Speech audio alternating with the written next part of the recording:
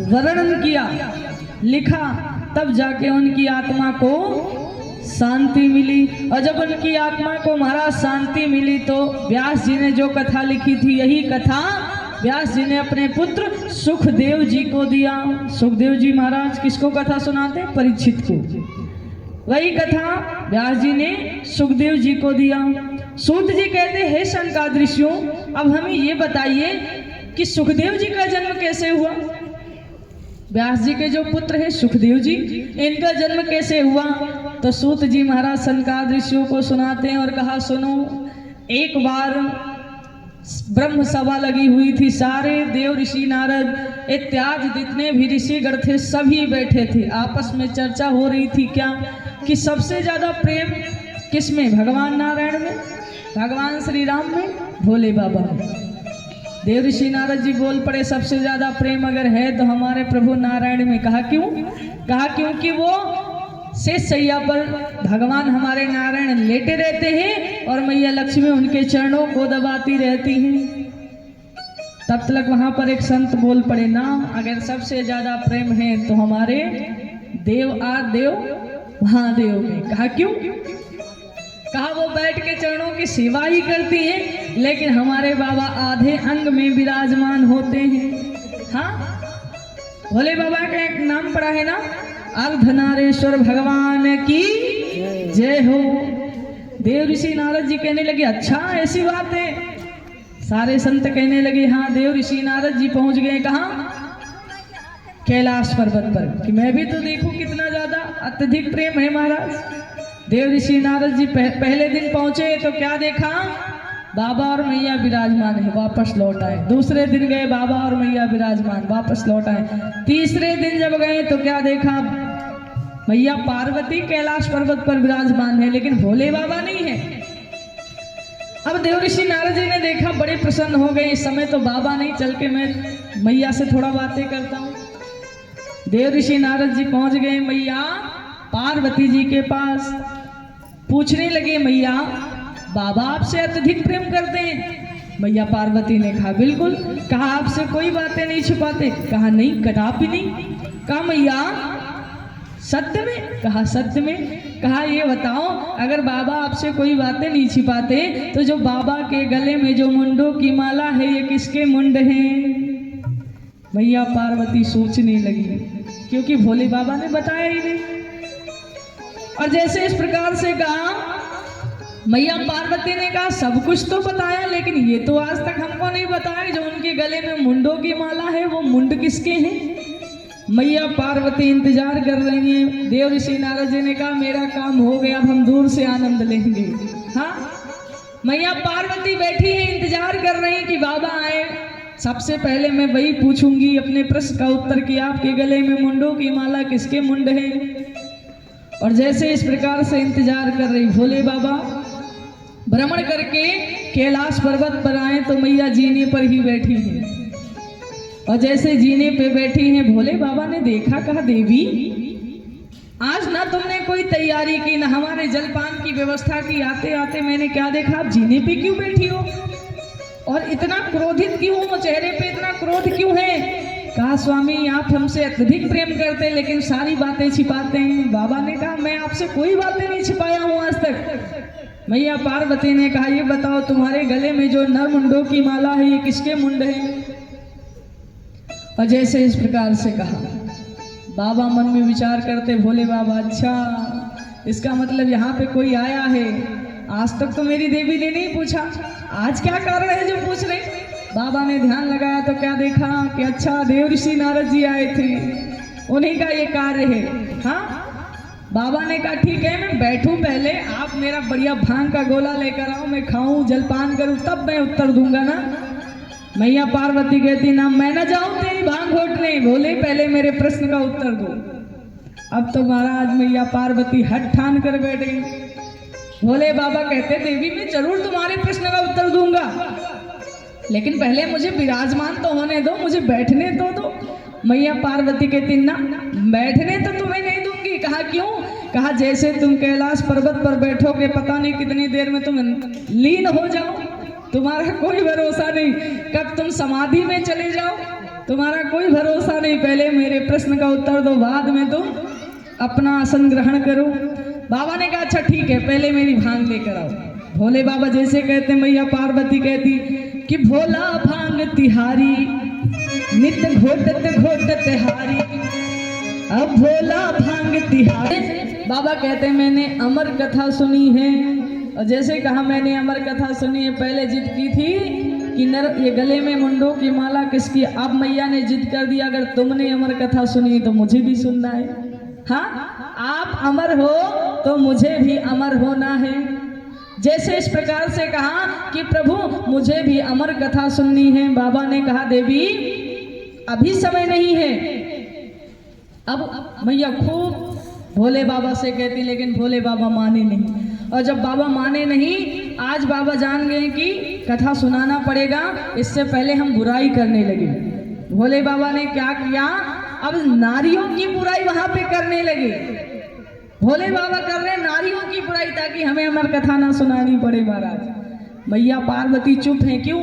क्योंकि मैया अगर बोलेंगी तो बात वहीं पे खत्म, मैया बोलेंगे नहीं तो बात आगे तक चलेगी। महाराज हाँ, बाबा खूब बुराई कर लिए। बुराई करके जब चुप हो गए तो मैया कहती है स्वामी अगर हो गया हो तो चलो कथा सुनाने में।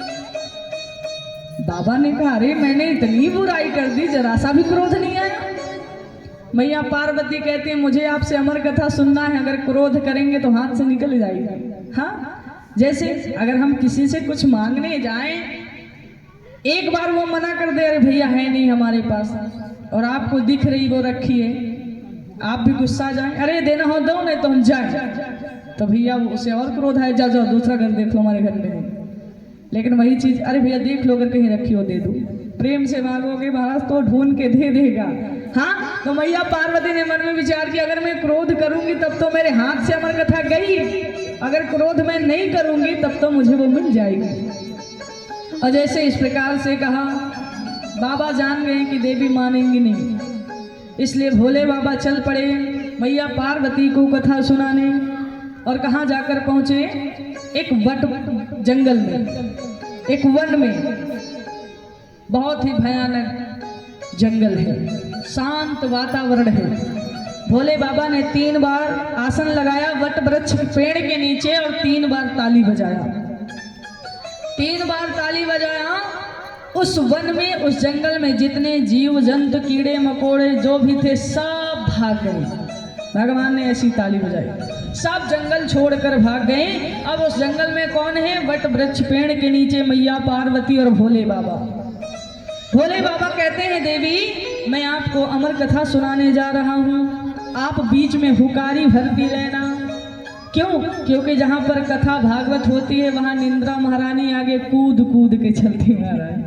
हाँ, बच्चे पढ़ाई करने लगे, किताब खुली रखी वो सो जाते हैं, और महाराज टीवी देखने लगे तो देखो सुबह हो जाएगी, एक बार नींद नहीं आएगी। हाँ, कहीं कथा होने लगती है तो सबको नींद आने लगती है, और महाराज अगर कहीं बढ़िया नाच हो रहा हो तब तो नींद नहीं आएगी। हाँ हाँ, तो निंद्रा महारानी चल देती है धर्म के कार्यों में। अब भोले बाबा ने मैया को सचेत किया, देवी ध्यान रखना निंद्रा महारानी आपके आसपास भटकने ना पाए, इसलिए आप हुकारी भरती रहना, हूँ स्वामी हूँ स्वामी। इस जगह पे अमर कथा को गुप्त में दर्शाया है, शब्दों में यहाँ पे नहीं कहा गया है, गुप्त में कहा गया है। इसलिए भोले बाबा अमर कथा सुना रहे, मैया पार्वती हुकारी भर रही, हूँ स्वामी हूँ स्वामी हूँ स्वामी।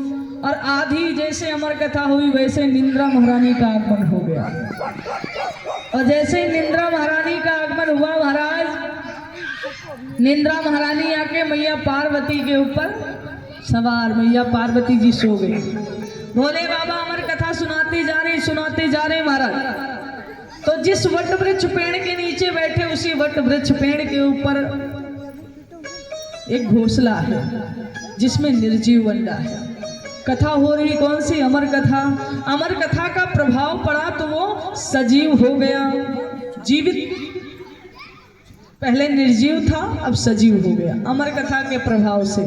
मैया पार्वती सो रही हैं, अब जब सजीव हो गया तो वो अंडा फूटा, उसमें से एक सूप बालक निकला, और जैसे एक सुख बालक निकला, मैया पार्वती की जगह पे वो हुकारी भरने लगा, हूँ स्वामी हूँ स्वामी हूँ स्वामी। कथा होती जा रही, हुकारी भरते जा रहे, हूँ स्वामी हूँ स्वामी हूँ स्वामी। महाराज जैसे ही अमर कथा पूर्ण हो गई, भोले बाबा ने अपनी वाणी को विराम लिया, नेत्र खोला तो क्या देखा कि मैया पार्वती तो सो रही। महाराज हाँ, भोले बाबा को क्रोध आ गया कि अगर देवी सो रही थी तो ये हुकारी कौन भर रहा था। महाराज क्रोधित हो गए, कौन है वो चोर, सामने आए जिसने मेरी अमर कथा चोरी से सुना है। भोले बाबा ने अपने त्रिशूल को उठा लिया, जैसे ही तेज आवाज में बोले वैसे ही उस घोंसले से सूप बालक उड़कर भगा। महाराज भोले बाबा से दुश्मनी कौन मोल ले, जिसके एक नेत्र हो, दो नेत्र हो तब तो महाराज बचा जा सकता, और तीसरी नेत्र भोले बाबा की बड़ी खतरनाक है, सामने वाला बचता नहीं अगर खोल दे तो। हाँ, सूप बालक भगा और भोले बाबा को क्रोध आया, इसने चोरी से अमर कथा सुनी है। भोले बाबा ने अपने त्रिशूल को छोड़ दिया, आगे आगे सूप बालक भग रहे, पीछे पीछे त्रिशूल पीछा कर रहा। 3 लोग 14 भुवन भाग रहे हैं। महाराज 3 लोग 14 भुवन, सारे देवताओं से मदद मांग रहा है, सूप बालक मुझे बचाओ भोले बाबा से, नहीं तो आज मैं बचूंगा नहीं। अब भोले बाबा से दुश्मनी कौन मोल ले जाए, उनका क्रोध तो सब लोग जानते हैं। महाराज कोई नहीं आया बचाने, और जब कोई नहीं आया तो वो उड़ते उड़ते भागता भागता कहाँ पहुंचा। व्यास जी की पत्नी का नाम है अरुणी, आंगन में बैठी है, सुबह का समय है, जमघाई ले रही। महाराज और वो सूप बालक मुख के द्वारा सीधे गर्भ में चला गया, और जब गर्भ में चला गया तब भोले बाबा व्यास जी के द्वार के सामने जैसे पहुंचे, व्यास जी ने जैसे भोले बाबा को देखा, दोनों हाथ जोड़ दिया, अरे अहो भाग्य, हमारे द्वार पे भोले बाबा का आगमन हुआ, बड़े प्रसन्न हो गए। भोले बाबा ने इधर देखा ना उधर, कहा आपके घर में मेरा चोर घुसा है। व्यास जी महाराज कहते हैं चोर घुसा है? भोले बाबा कहते हैं हाँ। व्यास जी महाराज हंसने लगे, अरे कैलाश पर्वत पे चुराने के लिए है, चुराने के लिए वहां पे क्या है, भांग धतूरा। हाँ, भोले बाबा के कैलाश पर्वत पे चुराने के लिए क्या है? व्यास जी महाराज हंसने लगे, अगर भांग चुरा लिया तो तुम्हारा कोई सेवक होगा, धतूरा चुरा लिया तुम्हारा कोई सेवक होगा, कौन से वहां सोना चांदी हीरा मोती रखा है? हाँ, अब तो भोले बाबा कहते अरे ना उसने मेरी भांग चुराई ना धतूरा चुराया, उसने तो मेरी अमर कथा चुरा ली। अब व्यास जी महाराज और हंसने लगे। क्यों हंसने लगे? कहा प्रभु अगर उसने आपकी अमर कथा चोरी से सुनी है ना तो उसे अब आप न ले पाएंगे न छीन पाएंगे, अगर आप उसे मृत्युदंड भी दे देंगे तो आपकी अमर कथा का कोई महत्व नहीं रह जाएगा, अमर कथा को कोई नहीं मानेगा। इसलिए हे प्रभु आप क्रोध में शायद ध्यान नहीं दिए, क्योंकि उसने अमर कथा सुन लिया इसलिए वो अमर हो चुका है। भोले बाबा को जब याद आया, अरे व्यास जी आप तो सत्य कह रहे हैं। कहा ठीक है, जिस दिन ये बालक जन्म लेगा, ये प्रकांड विद्वान होगा, मैं इसे लेने आऊंगा। इस प्रकार से कह के चले जाते हैं। धीरे धीरे करके समय बीता महाराज, 1 महीना बीता, 2 महीना बीता, जैसे महीना पूरा होता है बाबा आ जाते हैं। क्या देखा, अभी पुत्र ने जन्म ही नहीं लिया। धीरे धीरे करके 16 महीने व्यतीत हो गए। हाँ, लेकिन अभी उस बालक ने जन्म नहीं लिया। बाबा आकर कहने लगे, हे बालक समय इतना बीत गया, तुमने भी जन्म नहीं लिया। गर्भ के भीतर व्यास जी महाराज जैसे ही गर्भ के पास कान लगाया तो गर्भ के भीतर से आवाज आई, मैं जन्म नहीं लूंगा। कहा क्यों? कहा यहाँ पे मेरे प्रभु के दर्शन होते हैं और मैं बाहर आकर इस माया मोह में नहीं फंसना चाहता हूँ। व्यास जी ने समझाया, बेटा तुम्हारी माँ को कष्ट हो रहा है, अगर किसी को कष्ट देके और हमें अपने आप को सुख प्रदान करना चाहिए तो वो व्यर्थ होता है।